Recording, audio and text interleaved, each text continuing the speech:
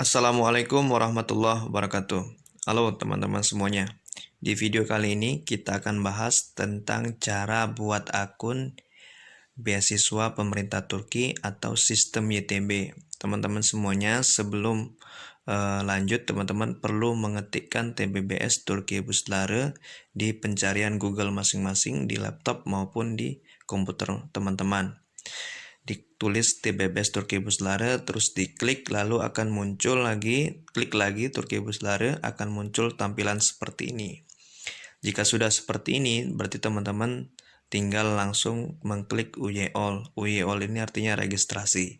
Di sini saya memakai versi bahasa Turki ya, karena ini hanya untuk membuat registrasinya saja. Nanti teman-teman bisa setting pakai bahasa Inggris atau bahasa Indonesia di laptop atau komputer masing-masing, disesuaikan ya.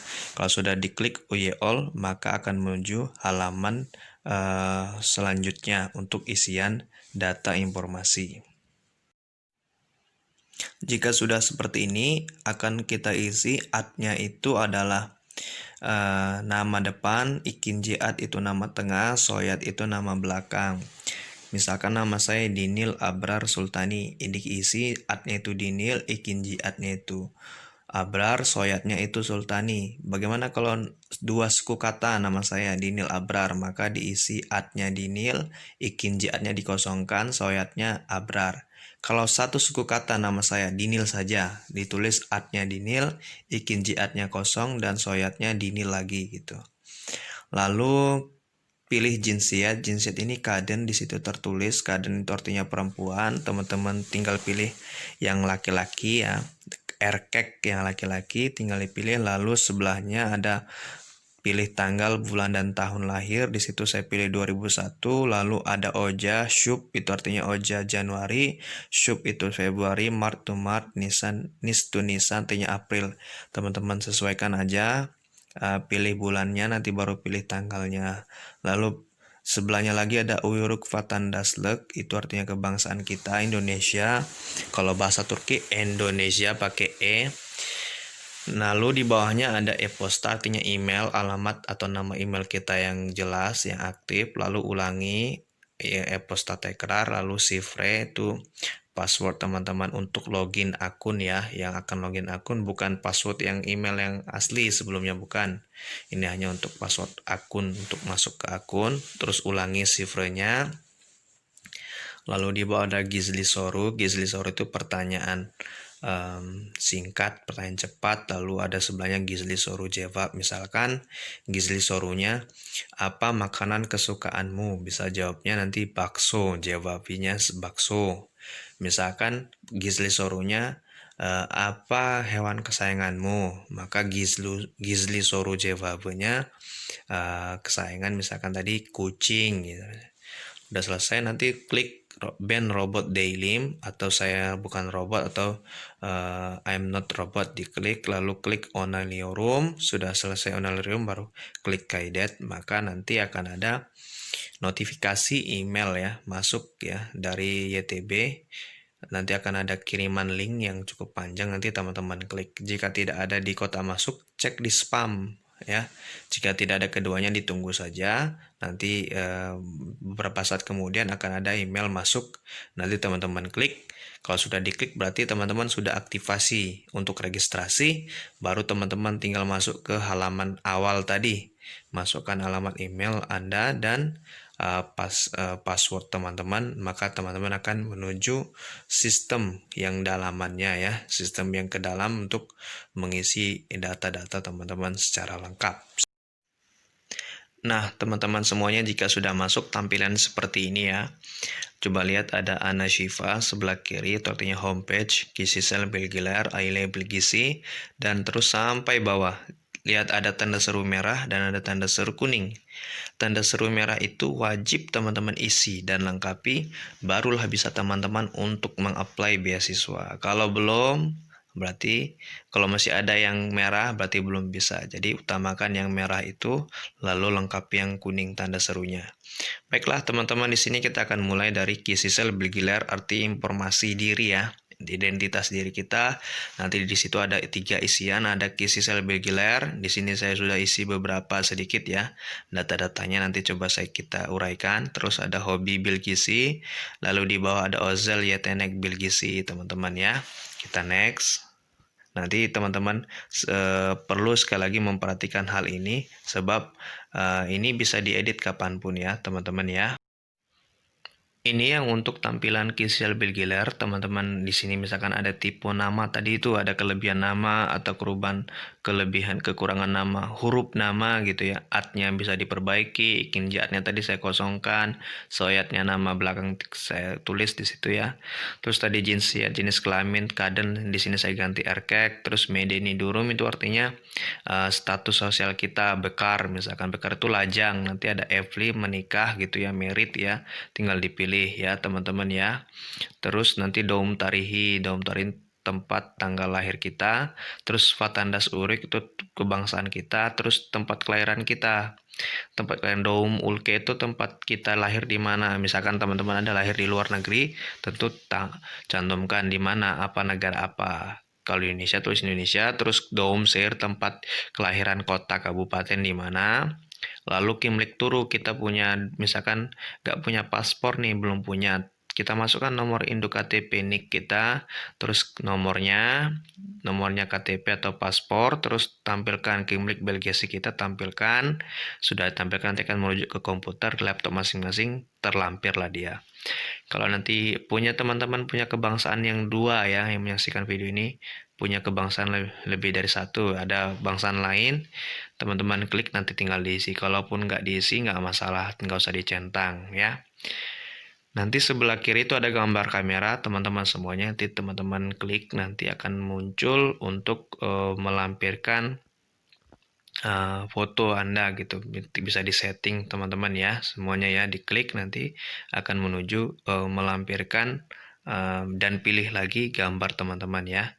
Sebelum itu coba lihat sebelah kanan atas, kan ada gambar huruf A ya, huruf A dan huruf Cina kecil itu ya. Itu diklik teman-teman, itu bisa mengganti bahasa. Jadi teman-teman bisa memilih bahasa Rusia, misalkan Spanyol, misalkan Inggris, misalkan. Tapi kalau Indonesia belum ada ya teman-teman ya. Ini untuk Kisisel Bilgiler teman-teman. Nanti kalau sudah selesai pilih Kaidet atau Save ya. Ya, teman-teman semuanya. Nah, di sini kita masuk ke hobi Bilgisi. Coba lihat itu ada asedaki hobi anan larendan secim Japanes, artinya teman-teman tulis di situ, wajib ditulis. Kalau nggak ditulis deskripsi apa hobi teman-teman itu nggak bisa di-kaidet, nggak bisa di save ya. Maka tulis misalkan I really enjoy to watching movies and reading books. Misalkan tulis di situ, lalu pilih centang nih mana yang kira-kira hobi teman-teman. Misalkan bagi saya, misalkan hobinya komputer atau hewan-hewan, klik. Atau yang kedua internet atau musik, tinggal teman-teman pilih di situ ya. Kalau sudah dipilih nanti diklik Kaidet. Itu untuk hobi Bilgisi ya, teman-teman ya. Nah, teman-teman semuanya, selanjutnya Ozel Yetenek Bilgisi artinya kemampuan atau keterampilan yang teman-teman miliki secara khusus. Misalkan di sini ada pilihan gitar ya, piano, otorap, misalkan teman-teman punya kemampuan fotografer misalkan atau football. Nah, sudah dipilih nanti di checklist ya, teman-teman. Sudah checklist terus di kaidet ya, teman-teman. Jika sudah selesai, maka tampilannya seperti ini teman-teman semuanya. Tadi informasi ya, Bilgisel ya. Kisiler udah selesai, hobi Bilgisi sudah. Ini saya tulis tadi yang really enjoy to watching movies and reading books sudah. Terus Ozel lihat nenek Bilgisi sudah dipilih. Coba lihat sebelah kiri, Kisisel Bilgilernya sudah hijau, checklist 2. Berarti teman-teman sudah selesai nih pembahasan tentang Kisisel Bilgiler, tentang informasi diri ya, personal information sudah selesai. Nah, kalau sudah seperti ini bisa kita lanjut ke Aile Bilgisi. Ya, teman-teman semuanya, di sini Aile Bilgisi di sini Ane Adi artinya nama ibu. Di sini saya tulis ya, ini gambaran aja contoh ya. Terus Anines ya siormu, Evet, ada pilihan Evet atau hayır. Evet artinya iya, hayır artinya tidak. Ini sekalian latihan bahasa Turki ya teman-teman ya. Nah, kalau di situ ada kolom centang tuh. Kalau dicentang, nanti akan ada tambahan pertanyaan. Kalau nggak dicentang, nggak ada tambahan. Anem bir istecalisio, artinya apakah ibu mau bekerja? Nah, gitu ya. Terus di bawahnya ada babanezen adi, siapa nama ayah. Di situ saya tulis lagi ya. Terus babanez saume, artinya hidup nggak? Atau masih hidup atau sudah meninggal. Kalau diklik meninggal, hire gitu ya. Kalau di evet, ia masih hidup. Terus di checklist misalkan, babam bir iste calisior, misalkan. Ayah bekerja, misalkan. Klik, maka kan ada pertanyaan lanjutan. Di mana bekerja? Di sini saya tulis Babanezen Caliste ya. State High School 1 Jakarta. Terus Babanezen Mesley, bidang ayah kita itu apa pekerjaannya. Nanti diklik, ada banyak pilihan teman-teman. Pilih yang sesuai, akademisi misalkan. Terus posisinya sebagai apa? Posisinya sebagai teacher, sebagai guru. Nah, misalkan ini pilihan. Misalkan ayah ibu teman-teman di sini bekerja, klik dua-dua. Kalau misalkan ibunya yang bekerja, ayah tidak, ya diklik ibu, centang yang ibu, ayah tidak usah dicentang. Disesuaikan aja ya. Lalu bawahnya ada kardes saisi. Teman-teman ini anak keberapa? Nah, di sini saya coba tulis anak keempat. Terus medeni durum ini tadi yang status kita ya. Ada di informasi awal di Kisisel Bilgiler.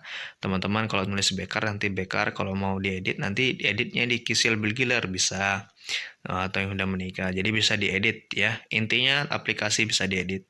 Lalu Ailek Toplam Gelir, kira-kira penghasilan ayah yang bekerja itu berapa dolar? Teman-teman convert tuh penghasilan ayah kita yang bekerja ya.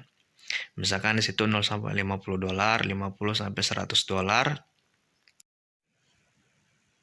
Ya, teman-teman semuanya. Sekarang kita masuk ke kontak info. Di sini saya sudah ubah ke bahasa Inggris ya, teman-teman ya. Coba lihat kontak info kita itu tinggal alamat kita di mana. Kebangsaan kita yang Indonesia, kotanya, kabupatennya di mana, terus kode posnya kita, ya kode pos kita di kecamatan apa, cari nanti di internet bisa, Anda bisa tuliskan kode pos, terus nomor HP, nomor handphone, sama nomor rumah itu ditulis. Kalau nggak ditulis nanti nggak bisa di save ya, teman-teman tulis, terus jalan tempat tinggalnya, terus nomor building ya, nomor gedung sama nomor rumah. Misalkan di kota misalkan tinggal di gedung ya, atau di apartemen kan nomor gedungnya ada, terus nomor rumahnya ada, nomor pintunya ada. Tapi kalau kita yang di rumahnya sendiri kan gedungnya sama, nomor pintunya sama, maka tulis sama gitu ya. Terus di bawah ada misalkan my contact information is different. Misalkan teman-teman ini berasal dari Bandung ya, tapi kerjanya di Jakarta, kan berbeda nih. KTP-nya di Bandung, keterangan di Bandung, tapi kerja di Jakarta. Boleh teman-teman klik dan diisi di mana tempat-tempat tinggal yang sekarang, atau kalau nggak diisi juga nggak masalah. Lalu lihat paling bawah, berapa lama kita tinggal di rumah itu, di tempat tinggal itu. Ada ukuran bulan, ada ukuran tahun. Ditaksir aja berapa lama kita selama sampai usia sekarang tinggal di rumah itu ya. Bisa 3 tahun, 10 tahun, atau berapa tahun, atau berapa bulan, itu disesuaikan masing-masing ya teman-teman ya. Ya, teman-teman semuanya, selanjutnya yang di bawah itu ada sosial media ya. Sosial media itu teman-teman bisa cantumkan link Facebook teman-teman, LinkedIn misalkan ada, Twitternya ada, terus Google-nya apa, terus nanti other-nya itu bisa teman-teman tambah misalkan channel YouTube atau Instagram atau Skype juga bisa. Jadi disinilah media sosial kita yang saya jelaskan di beberapa materi ya tentang keaktifan kita di media sosial. Di sini bisa dicantumkan ya teman-teman ya. Jika sudah, tampilannya akan seperti ini, sudah terangkum dia ya. Alamat kita ya lengkap, terus sosial media juga udah lengkap. Jika suatu saat mau diedit ya bisa diedit ya, sesuaikan dengan alamat kita masing-masing. Halo, iklan dulu ya. Jika masih merah di bawah ini, klik subscribe, klik lonceng, pilih semua agar menerima video dan informasi terbaru saya. Selanjutnya kita bahas tentang education information. Ini artinya membahas tentang yang pernah kita lalui jenjang pendidikan, dan ini menentukan nanti pada saat kita mengapply beasiswa. Kalau di sini saya tulis ini, saya buat video ini untuk yang mendaftar S1. Jadi cukup isi middle school-nya dengan high school-nya ya, SMP dan SMA. Jika teman-teman mau daftar S2, maka yang diisi high school dan S1-nya, bachelor degree itu. Kalau teman-teman mau daftar S3, maka diisi high school, bachelor degree, dan postgraduate ya, 3 seperti itu. Nah, di sini saya contohkan tentang membahas tentang middle school dan high school untuk S1. Ya, teman-teman semuanya, ini saya contohkan yang middle school information ya. Jadi sama semua modelnya, mau yang high school, bachelor juga sama, postgraduate juga sama ya teman-teman ya. Jadi teman-teman isi country-nya di mana, terus ada city-nya ya, tempat kota, kabupaten di mana sekolah itu, dan nama sekolah ya. Oh iya, tadi saya terlupa. Di video di sebelumnya, di menit sebelumnya, kan ada tentang associate degree ya. Associate degree itu misalkan teman-teman diploma atau ikuti kursus yang bersertifikat bisa dimasukkan ke associate degree bisa. Atau ya, teman-teman ikut D1, D2 bisa masukkan di situ ya. Boleh. Nah, kita lanjut yang ini. Nah, di sini teman-teman pilih nih, school-nya, nama sekolah kita apa. Misalkan nama sekolah ini kita tidak ada contoh, misalkan di madrasah. Saya sekolah di Madrasah Aliyah di kecamatan. Di kecamatan itu ada 2 sekolah, ada Madrasah Aliyah, ada SMA Negeri. Ternyata di akun YTB ini nggak ada nama Madrasah Aliyah saya, maka boleh dipilih yang SMA Negeri yang berdekatan dengan Aliyah kita, madrasah kita. Atau teman-teman nanti scroll paling bawah, nanti mungkin ada opsi untuk menambahkan sekolah, bisa. Tapi kalau nggak ada ya nggak masalah juga, teman-teman klik aja yang terdekat, nggak masalah kok ya. Terus status kita graduate ya, disesuaikan. Kalau SMP kan semua sudah lulus nih ya, tinggal lulus. Terus kapan kita mulai SMP itu, sekolah kita SMP dihitung tahunnya, bulannya, diperkirakan tanggalnya, lalu lulusnya kapan, tahunnya, bulannya ya, tanggalnya diperkirakan. Terus grade tipenya, kita ini kan biasa Indonesia ada tipenya ada 1 sampai 5, 10 gitu ya. Ada 100, umumnya 100 ya. Terus grade kita berapa? 90, 70, 80, 85, terserah nanti komanya berapa. Lalu diploma itu dicantumkan, dilampirkan ijazahnya. Lalu yang sebelahnya transkrip, dilampirkan juga transkrip nilainya. Seperti itu ya. Ini sama untuk SMP, SMA, S1 dan S2, sama modelnya seperti ini. Lalu di bawah have you received ya any significant ranking, misalkan teman-teman punya prestasi akademik, nah, misalkan dicantumkan di situ. Kalau diklik no, nggak akan ada pertanyaan di bawahnya. Kalau diklik yes, maka akan muncul tampilan di bawah. Nanti di tingkat apa? Di tingkat sekolah, state ya, misalkan di tingkat fakultas, sekolah, terus nasional, nanti ada pilihannya di situ, nanti ada ranking berapa, juara berapa di situ. Boleh 1, 2, 3 atau berapa. Lalu ada pertanyaan, do you have any certificate? Kalau nggak ada, nggak usah dicentang. Kalau ada, centang lalu lampirkan dokumen teman-teman yang menyatakan teman-teman meraih prestasi itu. Begitu ya untuk education information ya, teman-teman ya. Ini berlaku untuk S1, S2, dan S3 nanti memasukkan. Jika sudah tampilan education information ya, ini saya kembali ke bahasa Turki ya, akan tampil seperti ini. Nanti kalau teman-teman mau mengeditnya, coba lihat di bawah tuh. Lihat di bawah sebelah mezun ya, setelah itu artinya graduate ya, lulus ya. Ada checklist 2 hitam, terus sebelahnya ada pena ya. Ada pena itu berarti teman-teman bisa klik di situ, artinya bisa mengedit. Kalau sudah diedit, teman-teman misalkan ada kesalahan, masukkan nilai ya, angka nilai bisa teman-teman edit. Coba lihat sebelah kiri. Nah, sudah hijau-hijau semua itu. A-Team Legacy ya, mulai dari Kisih Selebihgelar sampai A-Team Legacy sudah hijau.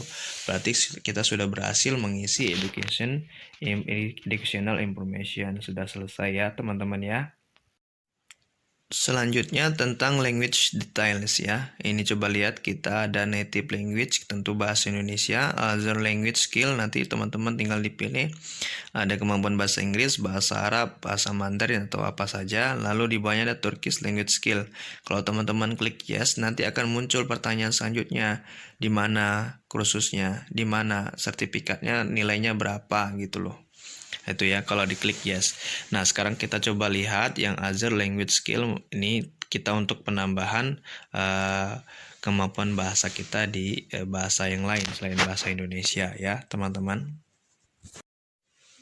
Ya, teman-teman semuanya di sini kalau kita klik tadi other language skill, nanti teman-teman akan merujuk seperti ini. Kita tinggal pilih bahasa kita apa.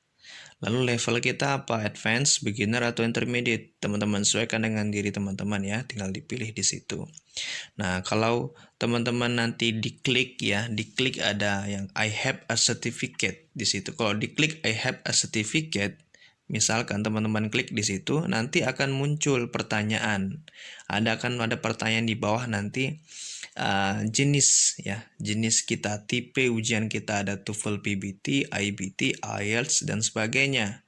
Lalu tanggalnya, tahunnya, bulannya akan muncul juga. Lalu misalkan teman-teman berapa nilai dari sertifikat itu, tuliskan seperti itu ya, teman-teman ya. Nah, seperti ini ya teman-teman tampilannya ya. Jadi ada berapa grade kita, 400 misalkan. Kalau sudah 400 maka nanti mana buktinya? Lampirkan sertifikat yang menyatakan kita mendapatkan skor tersebut ya teman-teman. Ini kalau sudah selesai klik save maka sudah selesai semuanya ya teman-teman. Selanjutnya kita bahas tentang work experience. Teman-teman nanti tinggal klik add yang itu, add work experience, tinggal klik add, nanti akan muncul beberapa isian-isian, bisa teman-teman isi sesuai kriteria.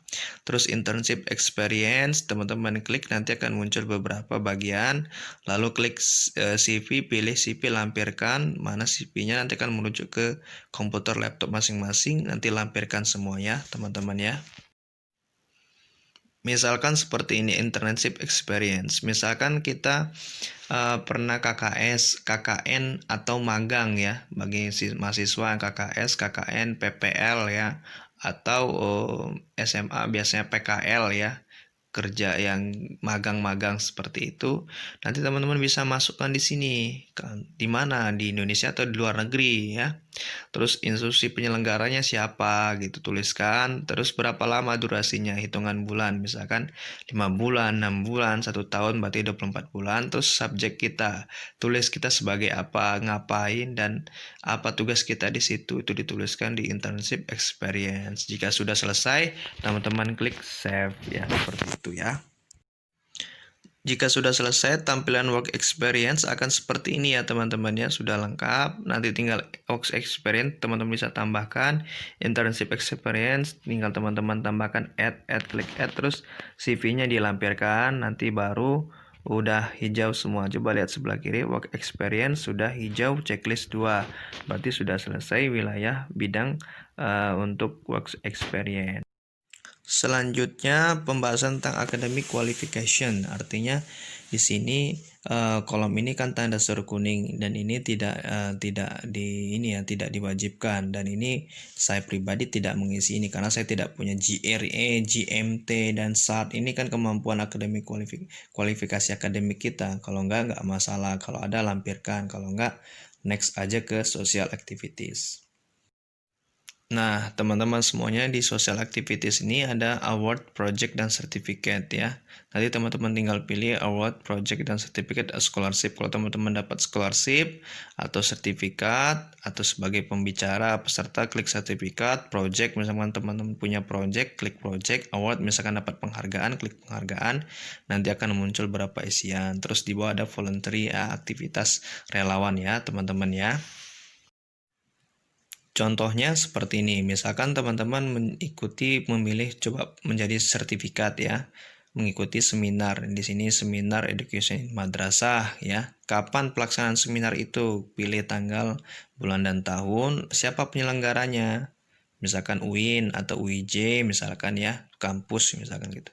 Terus sebagai sertifikat ya, karena sudah dipilih tadi, lalu lampirkan sertifikatnya, lampirkan, sudah siapkan dalam bentuk PDF atau JPEG atau PNG sudah boleh ya.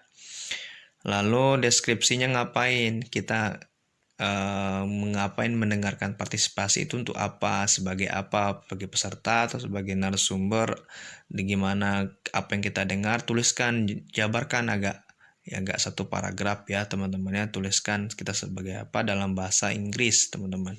Nah, di sini juga saya tambahkan, misalkan teman-teman punya jurnal ya, teman-teman punya jurnal dan punya buku. Misalkan jurnal.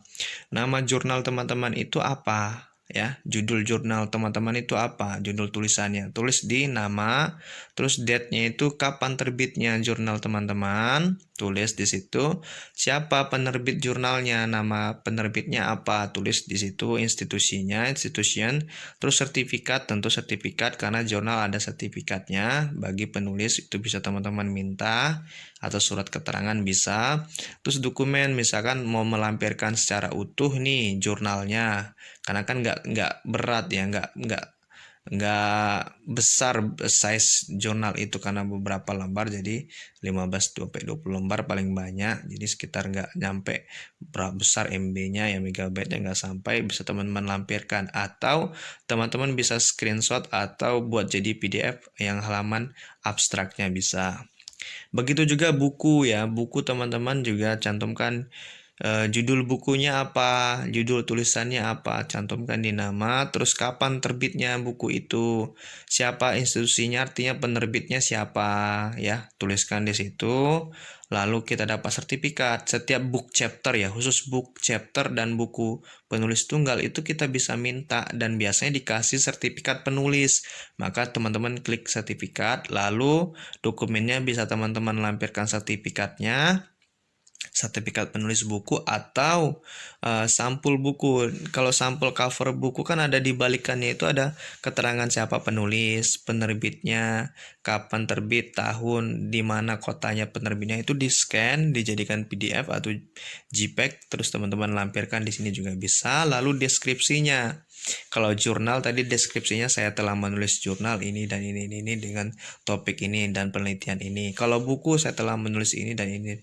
Jelaskan pakai bahasa Inggris di deskripsi ini. Jika sudah selesai, klik save, maka berarti kita sudah melampirkan bukti penulisan buku jurnal dan sertifikat aktivitas sosial yang lain. Ya, seperti itu. Ya, teman-teman ya. Di social activities bisa teman-teman masukkan buku atau jurnal atau di work experience yang seperti misalkan yang magang seperti itu. Bisa dimasukkan di situ, bisa juga. Itu pilihan. Di social activities ini lebih bagus juga ya, teman-teman. Misalkan selanjutnya di sini adalah voluntary activities ya. Artinya di sini saya contohkan rumah baca community ya, teman-teman ya. Di situ sebagai ketua misalkan. Terus deskripsi kerjanya apa, ngapain, teman-teman bisa cantumkan di situ. Nah, kalau sudah selesai, tinggal save. Misalkan teman-teman ikut siaga aksi siaga bencana. Ya, teman-teman bisa cantumkan namanya apa, nama organisasinya apa, sebagai apa di NGO, sebagai apa di posisi itu, bisa jadi tim atau jadi apa, tuliskan, terus ngapain deskripsinya, membantu ini, membantu itu, atau menjadi panitia sunatan massal juga bisa, karena kan volunteer ya teman-teman, boleh. Yang penting teman-teman cantumkan aja aktivitas kita sebagai relawan, seperti itu ya teman-teman ya. Jika sudah selesai, maka tampilannya seperti ini. Sudah jadi award, project, certificate, dan volunteer activities. Coba lihat sebelah kiri. Social activities kita sudah hijau, checklist 2. Berarti sudah bisa next ya, teman-teman ya. Selanjutnya Turki Experience. Nah, di sini teman-teman klik tombol edit ya. Nanti teman-teman di sini tanyakan tentang informasi pengetahuan tentang Turki secara singkat, terus dari mana dapat informasi beasiswa, dan punya nggak hubungan dengan orang yang ada di Turki, keluarga yang ada di Turki ya, teman-teman ya. Tampilannya seperti ini, teman-teman nanti akan ditanya apakah kamu are you in Turkey now? Apakah kita tinggal di Turki? Jika iya, nanti klik iya, nanti akan ditanya di mana tinggalnya. Nanti ditanya nanti ada nggak, udah punya nggak nomor ini, nomor resident permitnya, ditanya. Kalau nggak, klik no nanti nggak akan ada pertanyaan lain. Terus Turkey Experience. Dari mana nih kita tahu informasi scholarship ini, beasiswa ini?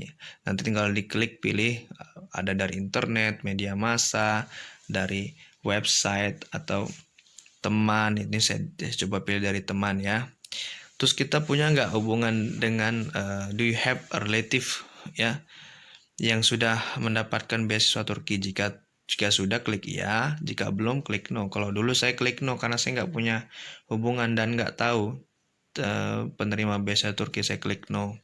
Terus yang di bawah, do you have any relative ya? Artinya punya nggak hubungan yang tinggal di Turki, misalkan paman, tante, ya keluarga lah intinya ya. Kalau ada, klik yes, nanti akan ditampilkan ya. Kalau teman-teman memasukkan punya hubungan relatif baik sebagai beasiswa atau keluarga, nanti akan ditampilkan siapa namanya dan nomor kontaknya ya teman-teman. Kalau diklik no, nggak akan ditampilkan. Jika sudah selesai, maka klik yes. Klik yes, klik save menurut saya. Klik save, nanti akan sudah jadi, sudah selesai ya. Ya, teman-teman, tampilannya nanti akan seperti ini. Turki Experience-nya sudah selesai. Nanti kalau mau diedit, silakan diedit. Jika sudah selesai, berarti sudah lihat. Coba lihat Turki Experience sudah checklist 2 warna hijau. Berarti sudah selesai isian aplikasi kita semua. Tinggal My Application. My Application ini adalah di akhir nanti pada saat kita sudah masukkan surat rekomendasi, sudah milik kampus, baru nanti muncul My Application sebagai submit atau sebagai bentuk aplikasi terakhir kita, status ya, gambaran lengkap kita sudah mengapply beasiswa pemerintah Turki. Jika sudah seperti ini, berarti kita sudah selesai mengisi lengkap data kita sehingga kita bisa masuk ke homepage ya, ke Anashifa kita, melihat kita ini sesuai nggak ke mengapply ke S1, ke S2 atau ke S3. Nah, teman-teman semuanya, ini dia tadi ya yang saya bilang kalau udah selesai semuanya, maka di homepage itu teman-teman klik, nanti akan muncul seperti ini. Ini tergantung education information tadi. Kalau teman-teman masukkan ijazah SMP dan SMA, yang terbuka hanya bachelor degree. Tapi kalau Anda teman-teman menambahkan ijazah S1, maka yang terbuka master degree, yang bachelor degree tertutup, PhD tertutup. Kalau teman-teman menambahkan lagi ijazah S1, maka yang terbuka hanya PhD. Artinya ijazah yang kita upload di Education Information itu menentukan terbukanya bachelor degree, master degree, atau PhD tergantung apa yang kita upload. Misalkan mau daftar S3 tapi kita nggak upload S2 ya, ijazah S2 di Education Information, nggak akan muncul untuk PhD-nya seperti itu. Jadi pastikan teman-teman lampirkan ijazah terakhirnya agar bisa mengapply, memilih yang mana kita bisa bachelor degree, master degree, atau PhD ya. Riset ini lain lagi ceritanya ya teman-teman ya. Itu yang sudah selesai doktor, yang udah ada punya ijazah doktor ya, ijazah S3. Demikian ya teman-teman pembahasan tentang pembuatan akun dan uraiannya dengan lengkap. Mudah-mudahan memberikan manfaat bagi kita semuanya. Terima kasih. Assalamualaikum warahmatullahi wabarakatuh.